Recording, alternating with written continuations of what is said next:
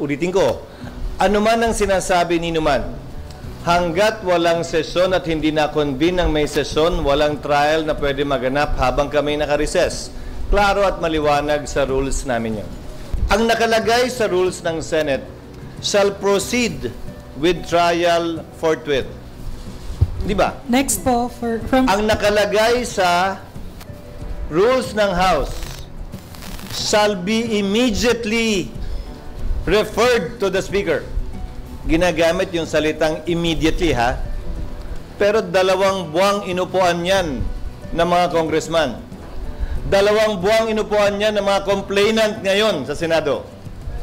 Kung ang interpretasyon nila ng immediately, yung salitang immediately talaga nandun, ha?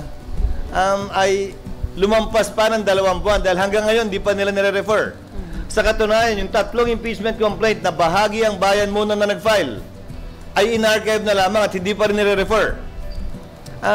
Sino naman sila ngayon para madaliin kami samantalang sila naman ay tila hindi nagmamadali kaugnay sa kanilang reklamo mismo.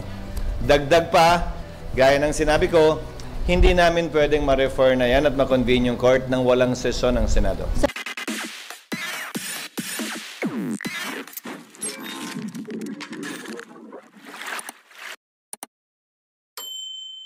Minabuti namin magpatawag na lamang ng press con sa Quezon City, mas malapit sa bahay ko, imbis na sa Senado, at saka para makalabas-labas naman kayo ng konti. Ano? Wala pa naman eh, greeting pa lang eh. At hindi tulad ng iniisip ni Nympha, wala akong balak sabihin kung hindi sumagot sa mga tanong ninyo. Sisimulan mo na agad? Marami bang naganap? Wala na nga eh. Good morning na lang.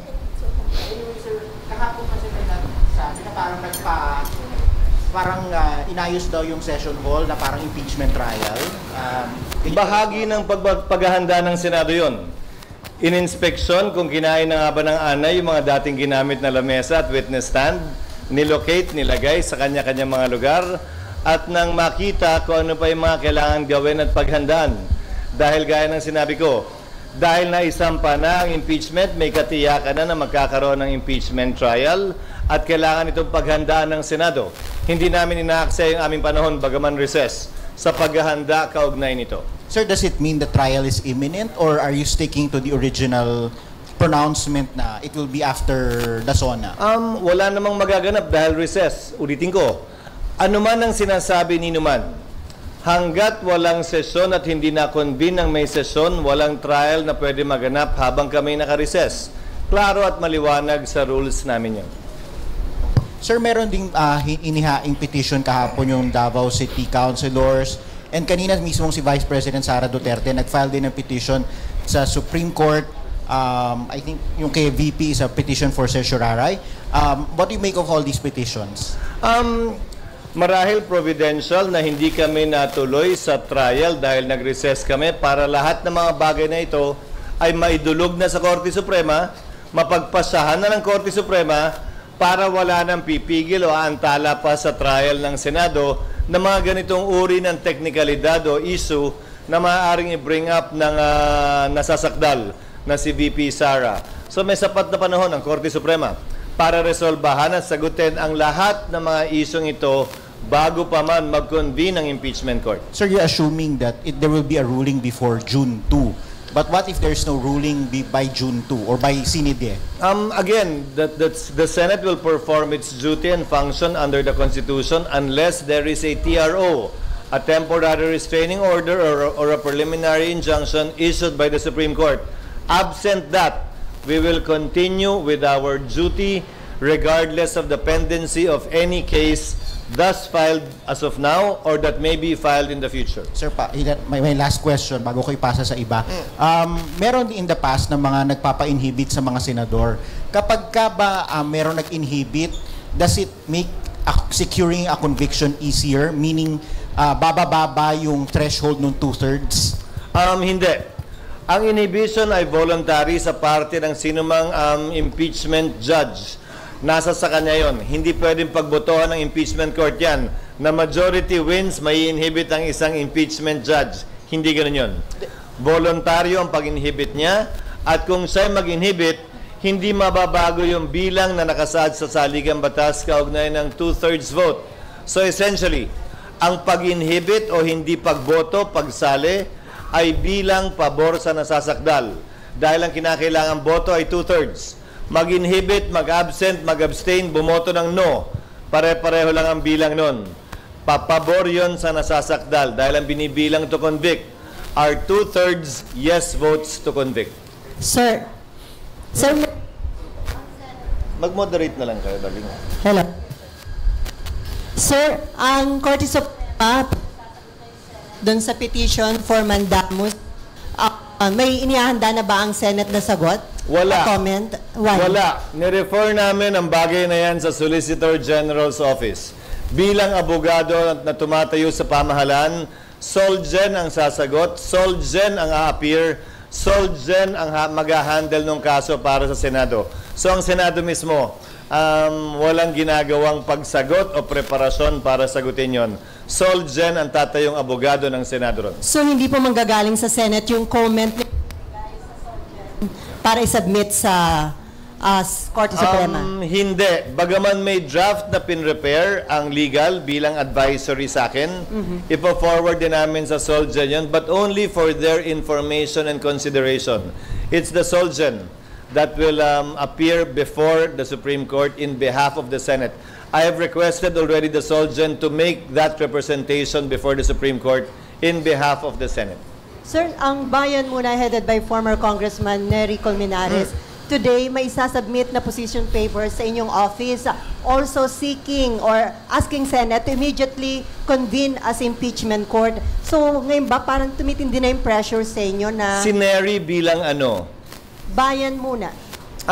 Position paper ng bayan muna, sir.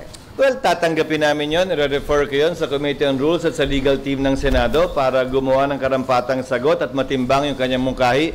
Pero may balik na tanong ako kay Congressman Nery. Ang nakalagay sa rules ng Senate shall proceed with trial forthwith. Di ba? Next po, from Ang nakalagay sa rules ng House shall be immediately referred to the Speaker. Ginagamit yung salitang immediately, ha? Pero 2 buwang inupuan yan ng mga congressman. 2 buwang inupuan yan ng mga complainant ngayon sa Senado. Kung ang interpretasyon nila ng immediately, yung salitang immediately talaga nandun, ha? Ay lumampas pa ng 2 buwan dahil hanggang ngayon di pa nila nire-refer. Sa katunayan, yung 3 impeachment complaint na bahagi ang bayan muna na nag-file ay in-archive na lamang at hindi pa rin nire-refer. Sino naman sila ngayon para madaliin kami samantalang sila naman ay tila hindi nagmamadali kaugnay sa kanilang reklamo mismo. Dagdag pa, gaya ng sinabi ko, hindi namin pwedeng ma-refer na yan at ma-convene yung court nang walang sesyon ng Senado. Sir, Pero i-refer namin yun sa aming mga legal teams para makonsidera yung kanilang mga suggestion. Last na lang, sir. Kasama doon sa kanilang position paper, yung gamitin nyo na lang daw yung na-approve at na-publish na impeachment rules ng 19th Congress. Pwede naman talaga namin gamitin yon at isa yon sa pinag-aaralan namin. Dahil pag may binago kami sa rules na makakaapekto sa substantive rights ng kasalukuyang nasasakdal na si VP Sara, baka magreklamo na naman siya na, uy, binago lang talaga to para sa akin. Sadyang para patamaan ako, gamitin laban sa akin. So isa yun sa konsiderasyon sa pagbabago namin ng rules. Na ang babaguhin namin ay yung mga dapat baguhin na hindi naman makakaapekto sa kasalukuyang mga karapatan ni Vice President Duterte. So i-considera po namin yon. Pero ulitin ko, old rules man o new rules, kailangan may sesyon ang Senado, kailangan may sesyon ang Kongreso bago kami makapag-convene ng impeachment court. Bilang huling sagot sa katanungan mo, may pressure ba sa akin? Wala. Dahil tulad ng sinabi ko sa inyo, unang araw pala ng pagkakasampa ng impeachment. Sino mang pabor sa impeachment o tutol sa impeachment, hindi matimbang ang opinyon para sa akin. Dahil patas, parehas at pantay namin tatratuhin itong impeachment at kasong ito nang walang pinapaboran, walang tinititigan, walang tinitingnan lamang. next from PTV4, then Marlon. Parang boljak yung mga mic nyo. Clau. Yung mic. Hello, good morning, sir. Yes. Sabi rin po ni Congressman Colmenares, under the Senate rules, pwede na raw po kayong gumawa ng preliminary action like sending a copy of the impeachment complaint to VP Sara Duterte and giving her 10 days to reply. Personally, I tend to agree with Congressman Nery Colmenares. However, prudence is the better part of valor. Hindi siya klarong nakalagay sa rules at isa yan sa pinag-aaralan naming iklaro sa rules. Nando naman na yan, hindi yan karagdagang kapangyarihan, ikaklaro lang. Para yan ang magawa namin sa recess dahil 2 linggo lamang ang sesyon ng Senado pag-resume namin sa June 2 at saka dahil may mga senador na mag-expire ang term sa June 30. Sir, once the impeachment trial proceeds, as Senate President, sir, do you have an instruction to your fellow senators na mag-refrain muna on commenting on the impeachment issue since magsaserve sila as senator judges? Mula nung na-file yung impeachment, nanawagan na ako at nagbigay na ako ng hudyat sa mga miyembro ng Senado. Isabay na natin yung mga tumatakbo sa Senado ngayon. Mananalo man o hindi, may panalo man o wala, pasok man sa survey o hindi. Dahil hindi naman natin alam ang kapalaran kaugnay sa resulta ng halalan. Na maging maingat na huwag i-prejudge yung kaso dahil ni isa sa kanila, ni isa sa amin, wala pang nakikitang ebidensya, laban o pabor kay VP Sara para kami magsalita na kami mag-a-acquit o kami magko-convict. Fairness dictates, nothing less. Next. SP, good morning. Good morning. Nung birthday po ng wife nyo, nagpadala ng love letter sa inyo si Sen Coco regarding dito pa rin sa impeachment. Insisting na yung forthwith, dapat, ibig sabihin yan, immediately mag-convene na yung Senate impeachment court. Nasagot nyo na po ba yung... Hindi sinasabing immediately mag-convene. Wala sa konstitusyon yun. Ang nakalagay, shall proceed with trial forthwith. Pero kay Senator Coco mismo nanggaling, di ba? Nung in-interview niyo siya pag-file ng impeachment, hindi na abot dahil magsasagutan pa din eh. Magpa-file pa ng answer si VP Sara, magpa-file ng reply ang kabila, ang prosecutors, maaari mag-file ng rejoinder si VP Sara, maaari mag-file ng sir rejoinder ang prosecutor, maaari mag-file ng anumang ad cautela pleading ang magkabilang panig bago kami makapag-set ng pre-trial.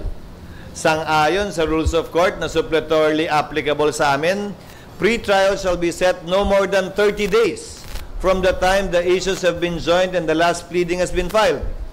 So, 10, 10, 5, 5, 5, 5, 5, 5, plus 30. Ubus na rin eh.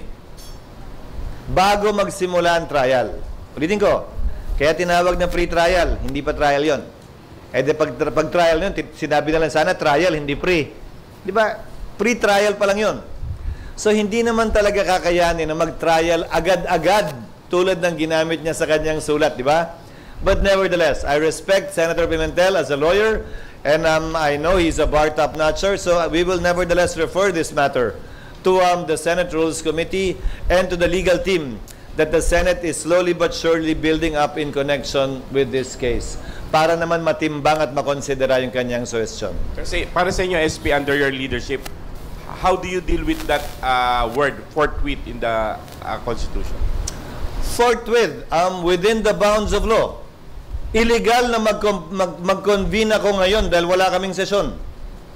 Ayokong madaliin dahil nag-relax ang Kamara ng 2 buwan tapos mamadaliin kami ngayon. Pangatlo, bakit iba ang pagtrato ko sa kaso ni VP Sara sa pagtrato ng Senado noon sa mga naunang impeachment na nung may recess ang Senado, nag-recess ang Senado. Hindi nag-convene ng recess. Tinuloy nung nakapag-convene na ng may sesyon, tinuloy sa recess, pero hindi nagsimula, inintay matapos ang recess. Baka mamaya may reklamo na naman galing sa kampo niya. Naika nga, minamadali ito. Kung papakinggan ko yung mga gustong ma-impeach si VP Sara, at gagawin ko yan, magre-reklamo naman yung kabila na minamadali talaga ito. Unawain ninyo at uulitin ko. Baliwala sa akin at hindi bali sa akin ang anumang opinyon o suwestyon o pagtulak ng mga partisano, pabor o kontra sa impeachment, pabor o kontra kay VP Sara. Gagawin namin kung anong tingin naming tama at dapat na ayon sa batas at sa konstitusyon nang hindi nagpapa-apekto sa kanila. Sir, will you ask the President to have a special session of Congress? No. I said that already because under the Constitution, I can only ask for that with after consultation with the majority and minority floor leaders and with the consent of the Speaker of the House for urgent legislation. You yourselves already know that impeachment is totally different from legislation or the passing of laws. Thank you, SP. Ma'am Camille, then Ma'am Nympha. Just to add, Hello. the Constitution said, a special session can be convened in case of vacancy in the position of President or Vice President, which includes the possibility of impeachment. But still, the framers did not say that the Senate President can can ask for a special session for the purpose of conducting an impeachment trial. That was clearly excluded by the framers of the Constitution, knowing fully well that that situation is possible. So you have to understand, when I'm strictly following the Constitution, it's only for urgent legislation that I can request for a special session. Ma'am Camille. SP, do you foresee a legal challenge if the Senate does not take any action before June? Ano? Do you foresee any legal challenge if the Senate does not take any action before June? Meron na, di ba? It will be, lalo na po tatawid to ng 19th Congress to 20th Congress. Ano po ang possible na kaharapin natin dyan? Kasi Sa ngayon pa lang may nag-file na, hindi ba, ng mandamos? Oh. So we are facing a legal challenge already, which the Solgen will answer and represent us in that case. So, may posibilidad ng may magkakaso ulit sa pagtawid sa 19th at 20th. Posible po, pero ayoko maghamon at ayokong i-assume. Kung mangyayari man yan, tatayo muli ang Solgen bilang abogado ng Senado. Pero may tanong ako, dun sa mga nagsasabing hindi tatawid ito, anong gusto nilang gawin namin? Pagdating ng June 30, parang grade 3, grade 1, finish or not finish, pass your paper? Tapos man o hindi ang prosecution, tapos man o hindi ang depensa, gusto niyo magbotohan na kami? Tapos man o hindi ang depensa at prosecution, gusto niyo ba i-dismiss na namin to dahil wala na, June 30 na eh.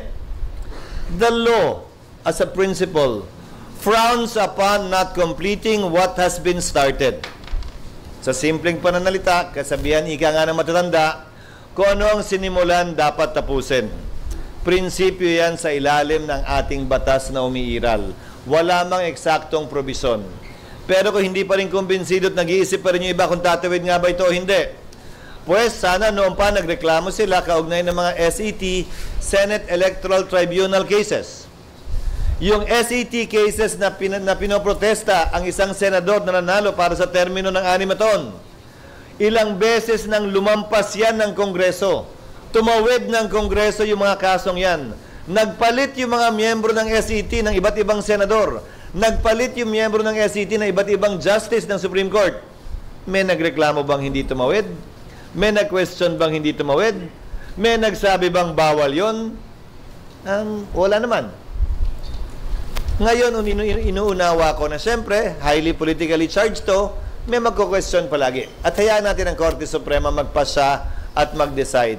Pero sa parte ng Senado, klaro sa aming isipan na may basehan at batayan ang aming paniniwala at prinsipyo na ito'y tatawid sa Kongreso. Dahil wala dapat sinisimulang paglilitis ang Senado, kaugnay ng impeachment o ano paman na hindi dapat tinatapos. Another question, Senator. Yes, ma'am. Yung meron pong suggestion si Supreme Court Retired Justice Carpio na if you're going to start it as early as now, pwede daw pong gumawa kayo ng mga polisiya and then yung 10-day na notice para kay VP Sara para po, kumbaga, makita lang po ng taong bayan na gumagalaw within the frame, within the time frame. What is your thoughts on this? Kinokonsidera namin yung kanyang suggestion, pero ulitin ko, ano ba ang posisyon niya? Ba't niya minamadali ito? Isa ba siya dun sa pumapabor sa impeachment laban kay VP Sara? Hindi ba ang sagot ay oo? So, bagaman gano'n ang posisyon niya, i-consider pa rin namin yung kanyang suggestion. Dahil isa naman talaga yan sa tinitingnan namin na ililiwanag sa rules. Hindi babaguhin sa rules, ha? Ililiwanag sa aming rules. Dahil ayaw na nga naming baguhin na baka magamit pa laban sa amin na sabihing binabago lamang yan specifically para sa kaso lamang ni VP Sara. Sir, I have 3 questions. Meron pa? Sir, yung una, ano yung tingin nyo dun sa mga final sa Supreme Court? Whether petition for mandamus or yung para pigilan kayo na mag-impeachment trial, pwede ba talagang utusan kayo na mag-conduct ng trial or huwag mag-conduct ng trial? Ayokong pangunahan ng Korte Suprema. Hayaan nating baliktanawan na lamang ang kasaysayan. Minsan nag-utos ang Supreme Court, TRO, na wag nang ituloy ang impeachment laban kay Chief Justice Davide sa parte ng Kamara. Hindi yun sinunod ng Kamara. Nagbotohan pa rin pero hindi nakakuha ng 1/3. Number 2, nagdesisyon ng Korte Suprema sa kaso ni Chief Justice Corona naman na hindi pinapayagang buksan yung foreign currency deposit account. Nagbotohan ng Senado na sundin yung kautusan ng Korte Suprema. So, magkaibang sitwasyon, magkaibang panahon sa ating kasaysayan, magkaiba ang ginawa ng Kongreso at ng Senado kaugnay sa kautusan ng Korte Suprema. So, sa parte ng Senado ngayon, that will be decided upon by the Senate depending on when the order or an order will be issued by the Supreme Court. So, until lumabas yung Supreme Court ruling, that's the time that you'll meet and decide kung anong gagawin, kung susundin o hindi ang Supreme Court ruling? Para sa akin, susundin dapat yon unless merong miyembro na mag-question at pagbotohan yon. Again, the decision of the presiding officer is not final. It's the decision of the impeachment court as a body that will be final, whether I agree with it or not. Okay. But if you ask me, we should follow the Supreme Court decisions on this matter as a general rule. Okay. And kasi, bakit ganun? So, ibig sabihin, depende din kasi sa mga nakaupong justices. Depende at kung sa pananaw namin ay tama ba yun o baliwala naman din. Kamukha na rin na impeachment complaint sa Kamara. Nagbotohan pa rin, pero hindi naman naka 1/3, so yung resulta pareho lang din. Ayan. And then, sir, kailan ninyo padadalhan ng articles of impeachment si Vice President Sara for her to reply? Ano ba yung procedure? Do you still have to approve the amended impeachment? Ulitin ko, ako tatanungin mo, sa tingin ko pwede na. Sang-ayon naman ako sa posisyon ng ilang mga abogado kaugnay sa bagay na yan. Again, gusto ko lang maging maingat. Dahil may provision sa aming rules that the Senate President shall take proper order of the subject of impeachment. Hindi lang kinlaro kasi kung anong saklaw ng kapangyarihang ito. Yun yung gusto lang namin i-expound sa rules. Nakasama na ito doon. Kasi baka simula pa lang, ayokong bigyan ng rason ang nasasakdal si VP Sara na umakyat na naman sa Korte Suprema. At magkaroon na naman ng pagkakataong makialam o pakialaman kami ng Korte Suprema sa para sa akin isang klarong political process. So, magiging maingat kami sa bagay na ito. Hindi kami magiging padalos-dalos. So, ibig sabihin, SP, padadala nyo lang siya ng articles of impeachment for her to reply pagka-approve ninyo ng rules. At saka pag na-convene na yung court. Para menos, kasi ang mangyayari niyan, kada galaw, kada sasabihin, kada gagawin, baka umakyat na umakyat sa Korte Suprema yan Babawasan na namin yon. Titiyakin namin na magiging patas kami, umakyat man sila, walang rason, dahilan o basihan na yun. And sir, sa timeline ninyo ngayon, talagang tawid...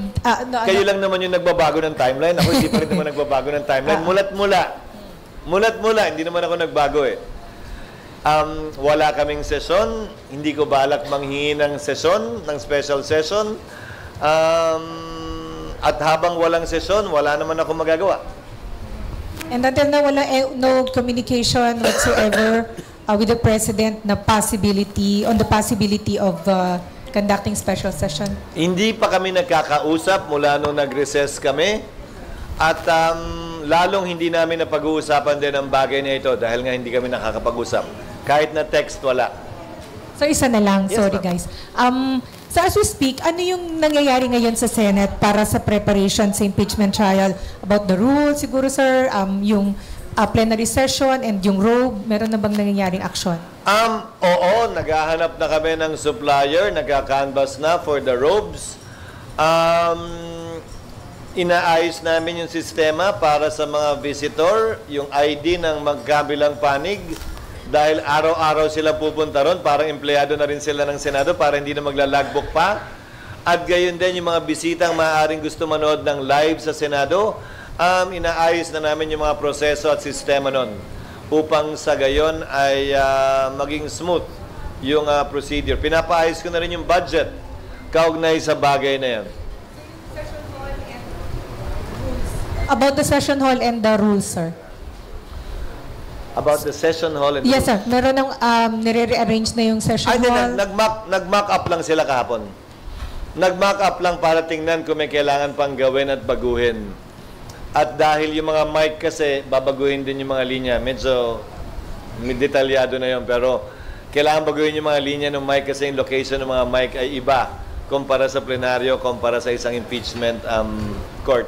Yung rules, pinag-aaralan na, pero wala pang pinal. Dahil ang nangyari nga, may nagboses na kung babaguhin na natin ng kompleto lahat ng gusto natin baguhin sa rules, baka maging basehan nyo na magreklamo ang nasasakdal dahil parang changing the rules in the middle of the game na nandyan na yung impeachment. So baka ang baguhin lang namin yung mag-a-apply sa future impeachments at hindi pa sa kanya. Bagaman yung rules of court ay suppletorily applicable naman na, so yung mga bagong provision ng rules of court, baka hindi na specifically kailangan ilagay pa ron. So that means pwedeng din nyo na-amyendahan yung existing impeachment rules?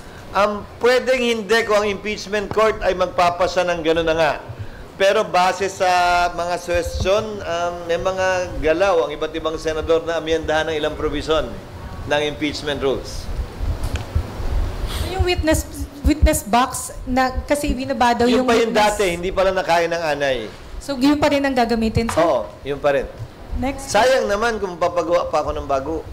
So yun yung ginamit kay ni CJ Corona? Tama Oo. ba? Buhay pa nga siya. Babaguhin lang namin yung barnes kasi nag-iba na yung kulay ng barnes. Okay, next po si Ma'am Myla. Hello, sir. SP. Sir, na-mention nyo kanina, balikan ko lang yung sinabi nyo. Lalim naman ang boses natin ngayon, mga ganito. Lalaki, sir, ngayon. Habang walang sesyon, wala kayong magagawa. May na-raise, sir, kaninang idea si Senator Coco na pwede daw, sir, mag-convene ng Senate on its own, possibly daw by, majority na of the senators agreeing to it, or pwede daw siya pag-aralan. Kasi daw, sir, bakit daw kailangan hintayin Pwedeng mag-convene on its own as an impeachment court instead of waiting for the president to call for a special session. Hindi ako sang-ayon doon, pero i-consider namin. Hindi ako sang-ayon, bakit? Kailangan in open session i-convene ang court. Kailangan in open session i-refer yung impeachment complaint. Kailangan in open session sumumpa yung mga senador bilang judges. Ngayon, kung gagawin ko yan, tataliwas yata yan sa posisyon at paninindigan ko na buong ingat naming itutuloy ito nang hindi minamadali at walang ginagawang pagkakamali o misstep. Pag ginawa namin yan, parang binigyan mo lamang ng dagdag na namang rason ang nasasakdal na umakyat na naman at questionin yan. Dahil ideya at opinion lamang yan na wala naman tinatayuan talagang probisyon ng batas. Sir, parang sinasabi niya kasi, yung gagawin yung move naman is not you acting as a legislative body, but as an impeachment court. So, parang outside... Asan pa rin nga sa rules yan? Pag ginawa ko nga yan, kung ikaw si VP Sara, kakwestiyonin mo, hindi. Kakwestiyonin mo, di ba? So, ba't ko dadagdagan pa yun? Pero sir, sinasabi mo pwede consider... Sa ngalan na mamadali ito ngayon? No, not necessarily, sir. No, so Pero, ba't ko gagawin? Ba't ko gagawin na Pero, pwedeng questionin? Pero the fact, sir, that you said na it may be considered, tama ba? Na pwede ma-consider yun. No, I'm referring it to the Rules Committee and the legal team, but I'm answering you based on my opinion, as I said. Sa opinion ko, ba't ko bibigyan ng bala at armas ang nasasakdal para questionin yung proseso namin? Why will I go out on a limb on something that's not been tested? Why will I do something that hasn't been done before? Lahat ng sinasabi kong gagawin namin, nagawa na dati ng Senate as an impeachment court o nagawa na ng Senate kaugnay sa ibang function namin kabilang ng SET. Hindi isang bagay na iniimbento ko lang ngayon sa ngalan ng impeachment complaint kay VP Sara, ba't ba siya naiiba? Sir, Hindi siya espesyal. Ang tingin ko, hindi espesyal na impeachment to tulad ng mga pinagdaanan naming impeachment complaint. Yes, sir. Kung hindi manggagaling sa user initiative, let's say may majority members na nag-sign ng manifesto calling you, urging you. That's not under our rules. Well, we can meet here. They can meet here.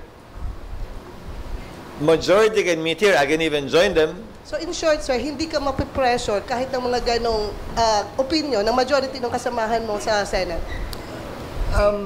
Yung assumption mo, ang layo na. Sumulat pa lang si Coco, minority pa siya, majority ka na agad. Hindi, malayo na yun eh. Ang layo na. Pero sir, nire-raise yung idea na possibility siya. Hindi, it's not something far. Pero, I mean, if he gets the support of the majority members, then that becomes a possibility now. Ang layo na nga eh. Una, minority ang sumulat, ni hindi miyembro ng majority. Sabi ko, hindi ako sang-ayon, pero i-refer ko sa legal team, sa Senate rules, para i-considera nila. Dahil ayaw ko naman baliwalain basta-basta ang opinion ng isang miyembro ng Senado. Pero ang layo naman anong talon mo na biglang may majority, tapos may pressure, tapos magko-convene. Wala pa yun. Wala pa tayo doon. Pag nandun na tayo, at least makakain tayo uli sa labas. Para sagutin ko yan. Next, Amor. Then, palimit na lang po yung questions up to follow-up para po mabigyan ng chance ng ibang magtanong. SP, to clarify po, yung status po ng impeachment now is ongoing yung preparations for the logistics and then dinadraft po yung rules? Dinadraft yung proposed amendments sa rules. Hindi namin dinadraft yung rules. Proposed amendments dahil it's the Senate as a legislative body that should approve the rules. And, not the impeachment court, the Senate. And ang nagda-draft po, tama po ba yung Office of the Senate Secretariat? Senate Secretary? Yes, the Senate Secretary in conjunction with the legal department of the Senate and in consultation with some practicing lawyers. Ito po yung i-approve on the first day of the session. Ito yung ipopropose namin for approval on the first day of the session. Opo. And SP, pa-specify lang po ng timeline na nakikita nyo po sa ngayon. Kailan yung start, for example, ng pre-trial and yung trial mismo? Depende. Ulitin ko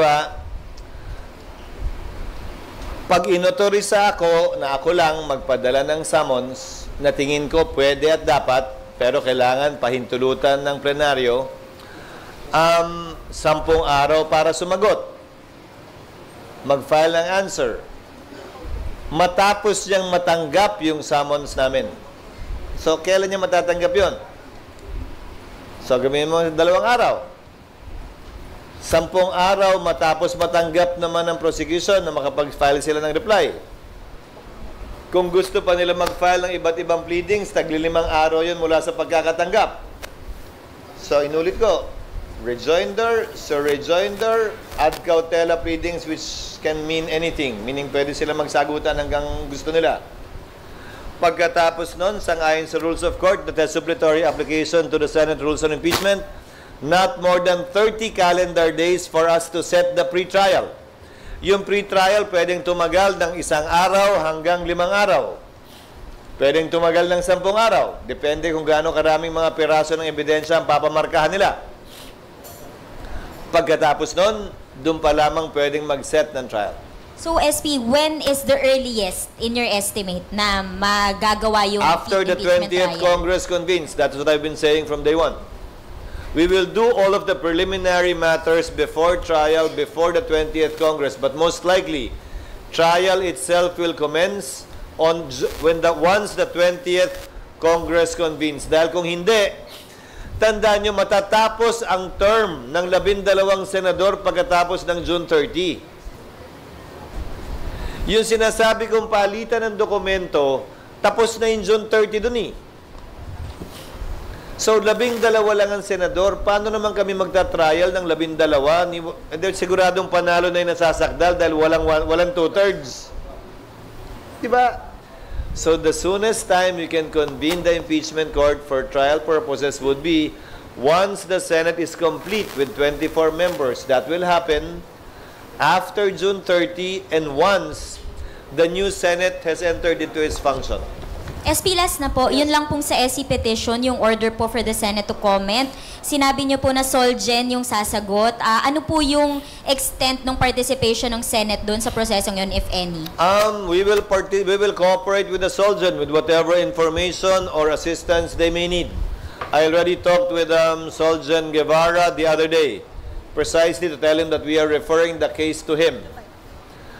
Sabi ko, okay lang ba na sila ang mag-handle ng kaso dahil tila iba ang opinion ng ilang mambabata sa Kamara kaugnay sa bagay na ito?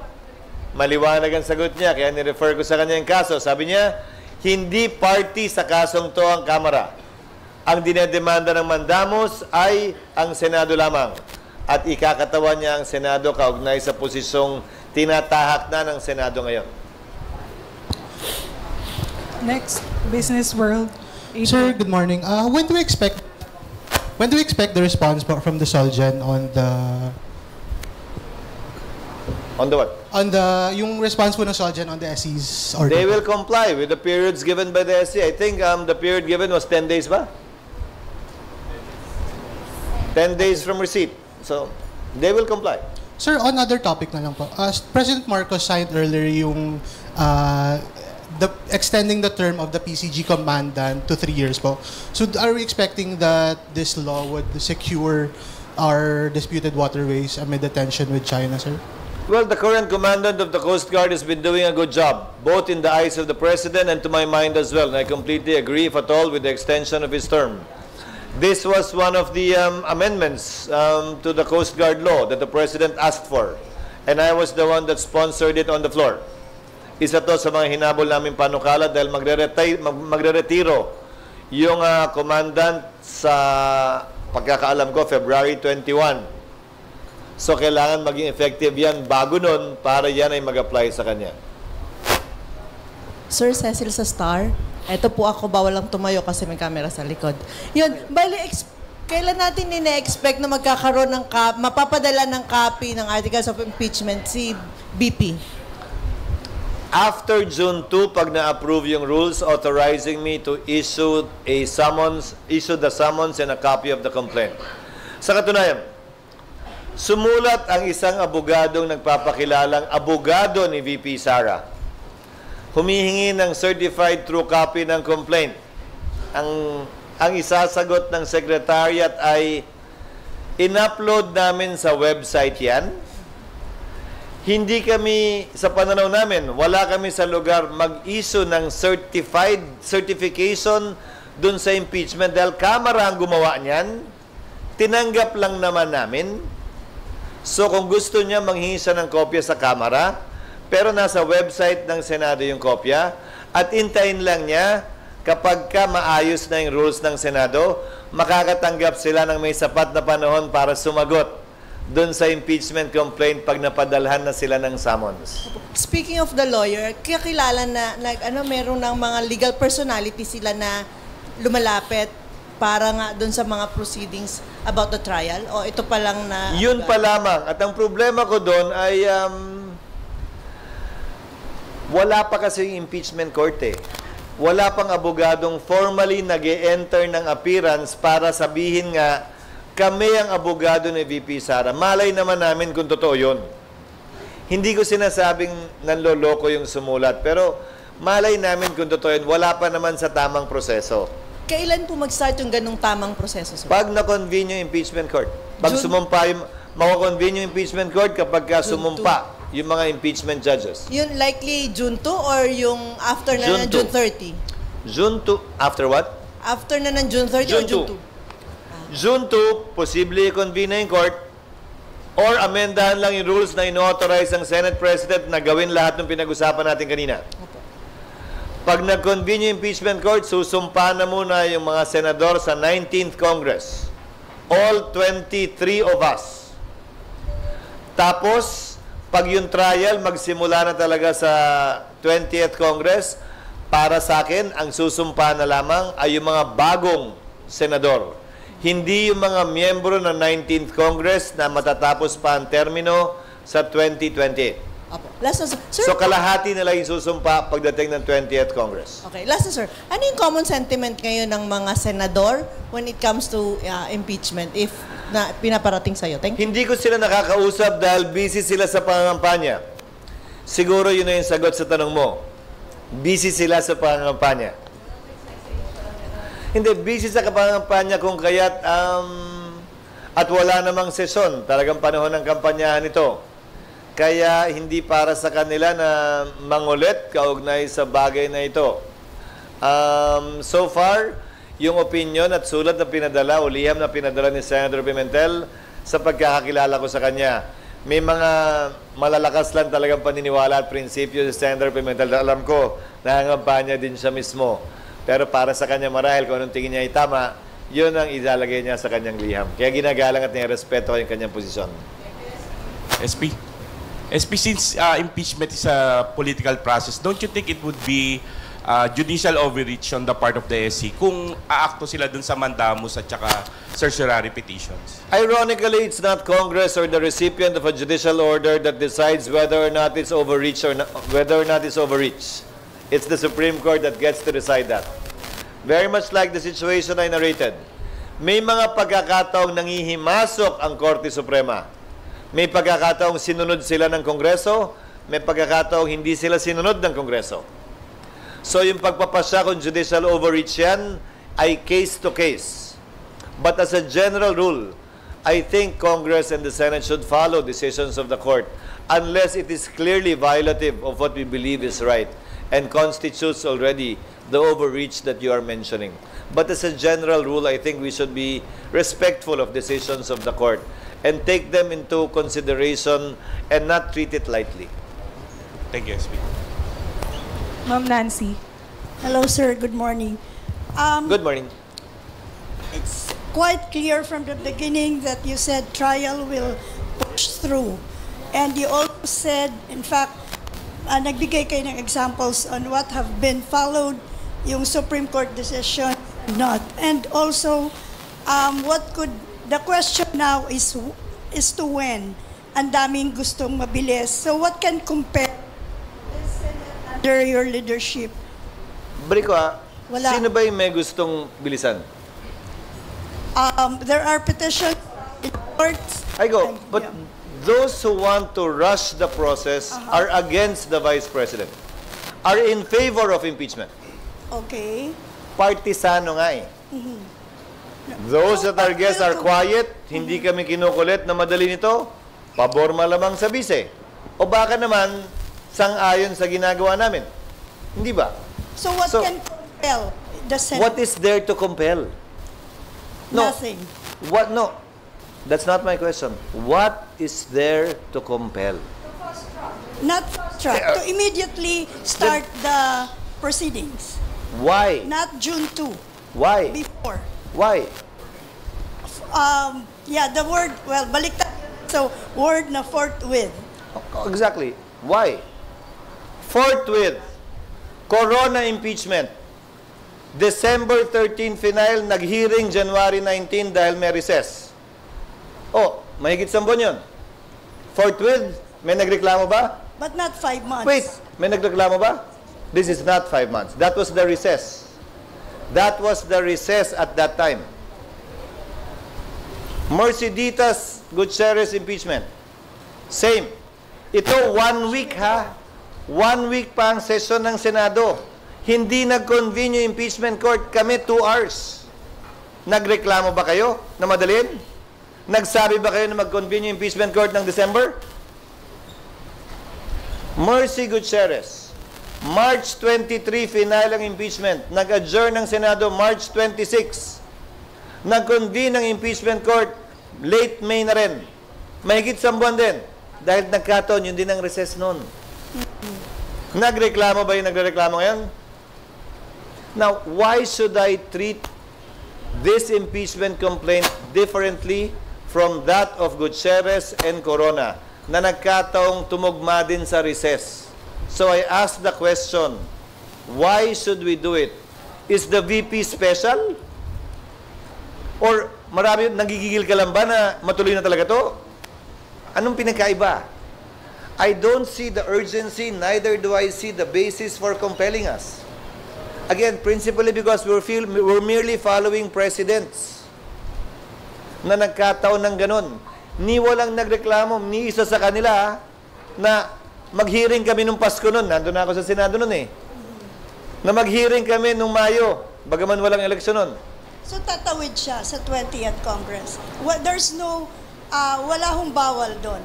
I mean, walang legal questions na pwede siyang magamit. Kung gaano karami ang abogado, ganun karami ang legal na question. Hindi ko pwedeng sabihin wala magko-question. But as I said earlier, ang SET, Senate Electoral Tribunal cases, tumatawid ng Kongreso. 19th to 20th, 18th to 19th, 17th to 18th, nagpapalit yung mga senador, may na-elect na bago, may nagre-retire na justice, tumatawid siya. And that's the closest analogy I can think of. That's a case, very much like an impeachment case, not a piece of legislation that has to start from scratch all over again. Because as we keep on saying and learning the words again in Latin, impeachment is sui generis. It's a class of its own. But the closest would be an analogy, would be a case pending in court. At tanungin ko, lahat ng collegial courts, the Senate as an impeachment court is a collegial court. Supreme Court, Court of Appeals, COMELEC, Sandigan Bayan. Pag nag-retire ba yung justice, dismiss lahat ng kaso? Di ba tuloy lang yung kaso? Di ba ganun naman? So, same is true here. Now, someone can always question that, but we will stand by our position that it should finish. What we started as a Congress, as an impeachment court, we should finish and we should not leave it hanging. So at the moment, nothing can compel this Senate to... Well, an order of the court. But then again, if the court orders that, then the Senate would have to meet and decide. Again, dahil minsan nga may sinusunod, minsan may hindi. Yeah. But if you ask me, we should accord due respect to the decisions of the court. But otherwise, you won't follow. Otherwise, we won't follow who? We cannot. There's no ruling. session eh. No, we cannot. There's no session. Gustuhin ko man, di naman pwede yung sinasabi ni Senator Coco. Pwede naman kami mag-lunch eh. Wala naman problema. Kahit dinner pa nga eh. Pero kung may legal validity yun, hindi ko alam. No, I don't know what legal validity it will have. And we're just opening up ourselves to legal question. Why will I do that at this juncture? Ano? Ma'am.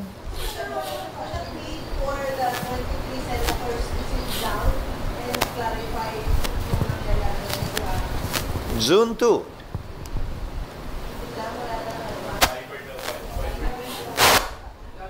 Hindi pinag-uusapan sa Viber group namin eh. May isang senador nagbabiyahe ngayon o nag-hunting. Yun ang pinag-usapan kanina umaga sa Viber group namin.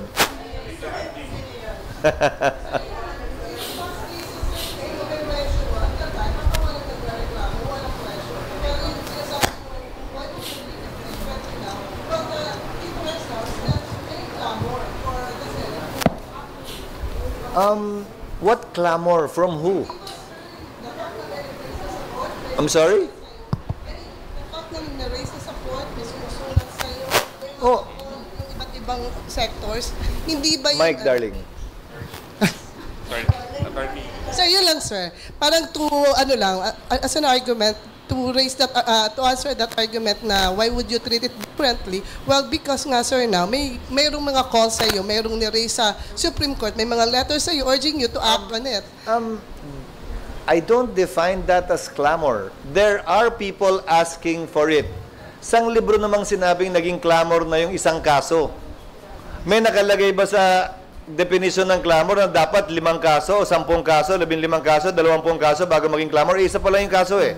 O ang sumusulat sa akin, 3 pa lang. Teka muna. Kailan magiging clamor? Ilang sulat? 3 pa lang eh. 3 sulat, 1 kaso. Clamor na ba yun sa libro mo? Sa libro ko, hindi Pangalawa, babalik tanawan natin ng panahon ni Jesus. May clamor na pako siya sa krus. Hindi naman ibig sabihin nun, totoo, tama yun. Naging religious naman. Hindi, di ba? So, yun lang, sir. Just, sir. Tigilan yung clamor. Just to make it clear lang, sir. So, parang malinaw lang, sir, ngayon, ang kikilalanin nyo lang na magkocompel sa inyo, Supreme Court. Alam ko namang sabihin kong hindi. Ikaw naman. I mean, di ba, kahit pa magkaroon ng clamor, based on your definition ng clamor, Supreme Court pa rin, sir, yung susundin niya. Ang susundin namin kung ano ang tingin naming tama at dapat, hindi ko anong gusto ng mga may kulay at partisano ng mga grupo at tao, pabor o kontra sa impeachment. Ilang beses ko nang inuulit yon. Yung nagsampa ng kaso para i-compel kami, klarong tutol ayaw kay VP Sara at gusto na siyang ma-impeach. Yung nagsampa ng kaso ngayon, laban sa Kamara para questionin naman yung proseso ng Kamara, klarong pabor sila kay VP Sara, hindi ba? Pag tumuloy kami dun sa question, halimbawa ni Senator Pimentel, malamang ko questionin nyo ng mga pabor kay VP Sara. Ganun na mangyayari yan. Ngayon, bakit hindi namin ito gawin nang may buong ingat, base sa nakikita naming tama at dapat, nang hindi nagpapa-impluensya sa anumang clamor, na ulitin ko ilang kaso ba bago maging clamor? Ilang sulat ba bago maging clamor? Hindi ko alam yung sagot sa tanong na yun, Pero sa ngayon, on the record, 1 case has been filed, 3 letters has been sent to me. Is that clamor? I don't think so. Next na po si... Mag-usap tayo ulit pag mga, pag...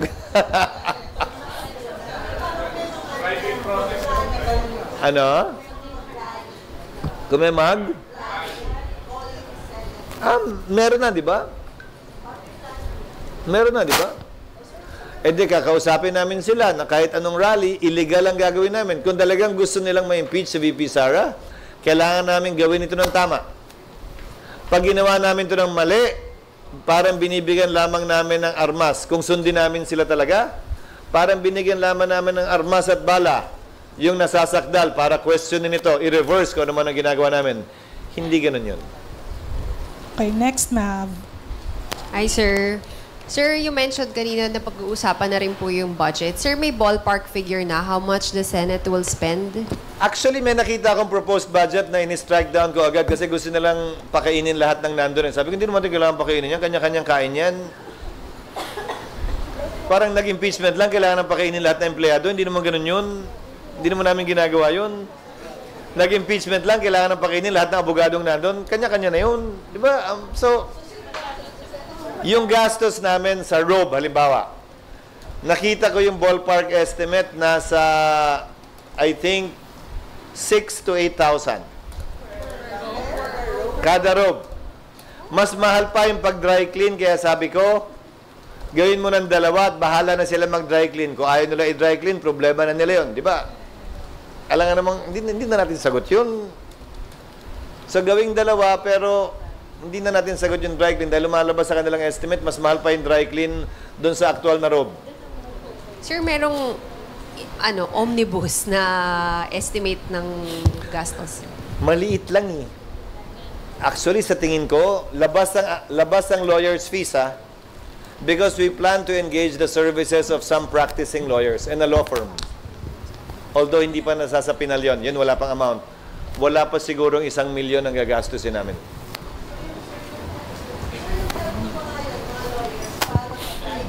Ang Senado. At saka para in case may conflict ang Solicitor General's Office, kaugnay ng posisyon ng Kamara bilang prosecutors, di ba? At ng Senado, may sarili na kaming abogadong nakahanda na. Hindi kami mapipilay, kumbaga. Kaya kailangan namin ng sarili naming law firm na i-engage. Kasi tandaan mo, sa kaso ng impeachment, prosecutor ang House So ayaw naman namin lagay sa alanganin ng Solgen, pipili sa ng kakampihan kung kami nagtutunggali. Sir, sir, yung 1M daw, for lahat na po yun? O roughly, yun ang nakita kong budget. Lahat na yun? Basically, ID. Robe. Basically, robe, ID, yung ID sa mga papasok, Yung sistemang yon gagawin namin. May honoraria, pero hindi pa namin alam kung ilan yon, at yung lawyer's fees, yun ang wala pa. Pero yung basic preparations, yung lamesa, yung ganon, mga 1 lang. Kasi yung kuryente, ganon din naman eh. Yung aircon, ganon din naman. Yung tubig, ganon din naman. Pareho lang eh. Hindi naman magbabago. Hindi naman namin kailangan dagdagan pa yun eh. Because we do hold sessions in the morning sometimes. We do hold committee hearings in the morning. So it's going to be the same.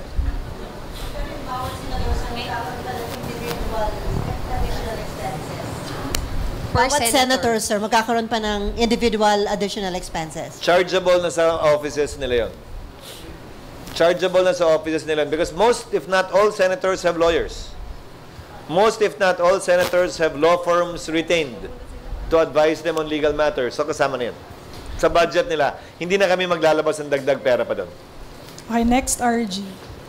Sir, mag-iiba lang ako ng topic. May balak ba kayong Ay, awa ng Diyos. May balak ka bang idemanda si former President Duterte or ireklamo siya sa NBI kaugnay dun sa kill remarks niya the other day?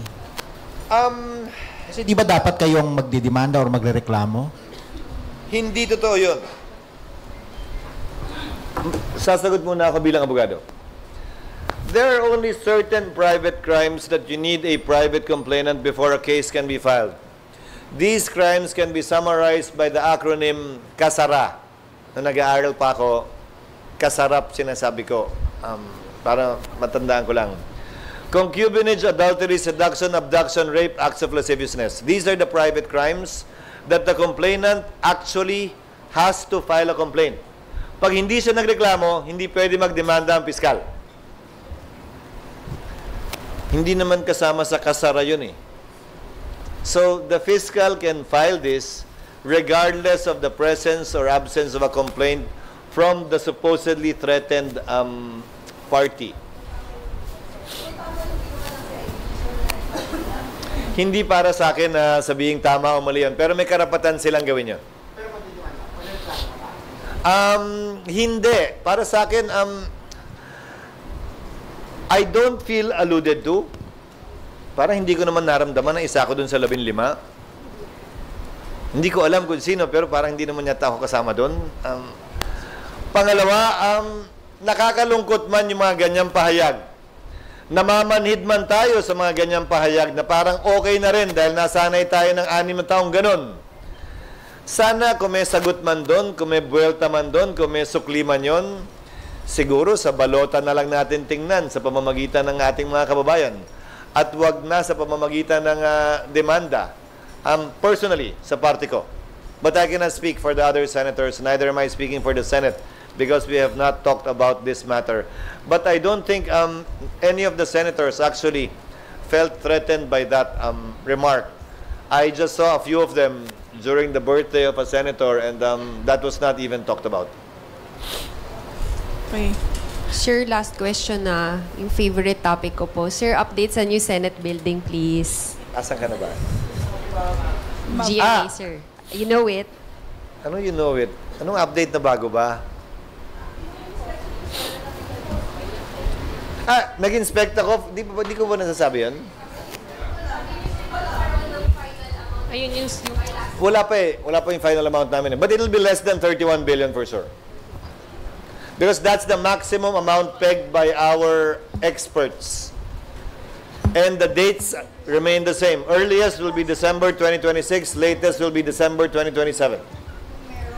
Kaya lang marami pang kailangan gawin. Dagdag parking pa dahil kung hindi, sa malayo na yung MOA doon para mag-park kayo eh. May gagawin pa kaming parking. Tatanggalin yung mga bol-bol na mga wire doon sa harap. At ayusin namin yung security arrangements pa nung Senado dahil wala pang plano kaugnay nun. So yun sa inspection mo, sir? Yun yung mga nakitang i-adjust? Oo, yun pa yung mga kailangan idagdag. At kailangan baguhin din yung entrance sa likod para yung access mas madali para sa lahat. Kesa sa harap dadaan dahil sobrang traffic doon. Sir, going back to the impeachment, between now, last promise. No, it's okay. Between now and June 2, or in the start of the trial, emotion is expected to be very high. And there are already senators who expressed their opinion that they're gonna acquit VP Sara. Are you going to sanction? Will the Senate impeachment court is going to sanction? Although that's, I understand it's in the rules. But are you going to like personally pursue it?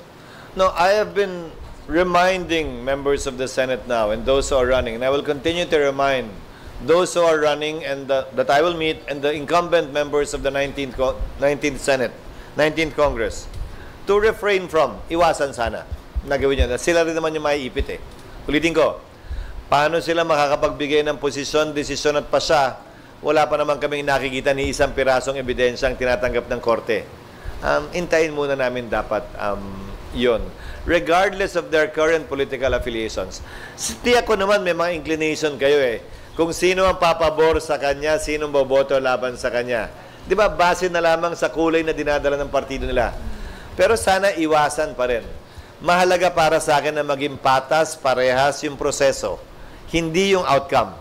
Higit na mahalaga sa akin na magawaran namin ng hustisya ang nasasakdal at ang nagrereklamo. Hindi kung mananalo sila o matatalo sila. In the meantime, naghahanda kami.